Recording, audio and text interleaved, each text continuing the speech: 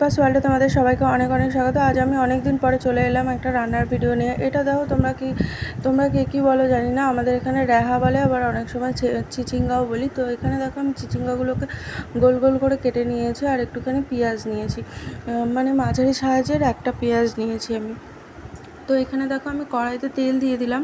কড়াইতে তেল দিয়ে এবার আমি কোনো কিছু ফোড়ন দেবো না, কালো জিরে বা জিরে অনেকে দেয়, কালো জিরে বা জিরে যে কোনো একটা ফোড়ন দেওয়া যায়। আমি কোনো কিছুই ফোড়ন দেবো না, ডাইরেক্ট তেলের মধ্যে আমি পেঁয়াজগুলোকে দিয়ে একটু ভাজা ভাজা করব, মানে কড়া করে না, হালকা করে একটু জাস্ট হালকা চেঞ্জ হলেই আমি এটাকে হয়ে যাবে, খুব একটা কড়া করে এটাকে ভাজতে হয় না। তো অনেকে রেহাটাকে না, রেহা বা চিচিঙ্গা এটাকে আবার জলে সিদ্ধ করে নেয়। আমি এখানে সিদ্ধ করি না, কারণ সিদ্ধ করলে আমার মনে হয় এটার যে মেন উপকারিতাটা সেটা আমার সিদ্ধ করা জলের সাথে এটা চলে যায়, যার জন্য আমি সিদ্ধ করি না। এখানে দেখো আমি নুন আর একটু হলুদ দিয়ে দিলাম। তো আমার ভিডিওগুলো তোমরা অবশ্যই দেখতে থাকো, ভালো লাগলে অবশ্যই লাইক কমেন্ট শেয়ার করো, আর চ্যানেলটিকে অবশ্যই করে সাবস্ক্রাইব করো।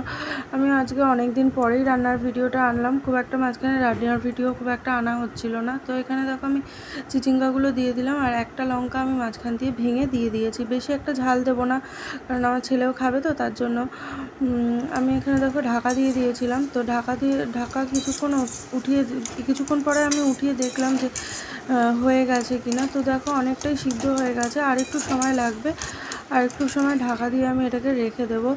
তো কেমন লাগছে আমার ভিডিওগুলো অবশ্যই কমেন্টে জানিও। তোমরা যদি আমাকে কমেন্টে জানাও, তাহলে তো আমি বুঝতে পারবো যে তোমাদের কীরকম ভিডিও পছন্দ বা কীরকম লাগছে আমার ভিডিওগুলো। তো এই দেখো এখানে প্রায় হয়ে গেছে আমার রান্নাটা, এবার আমি নামিয়ে নেব।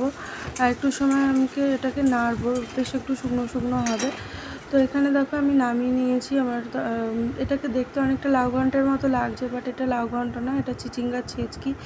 তো আমার খুব একটা যে ভালো লাগে তা না, কার কেমন লাগে একটু কমেন্টে জানিও। টাটা বাই বাই, আজকের মতো এইটুকুই।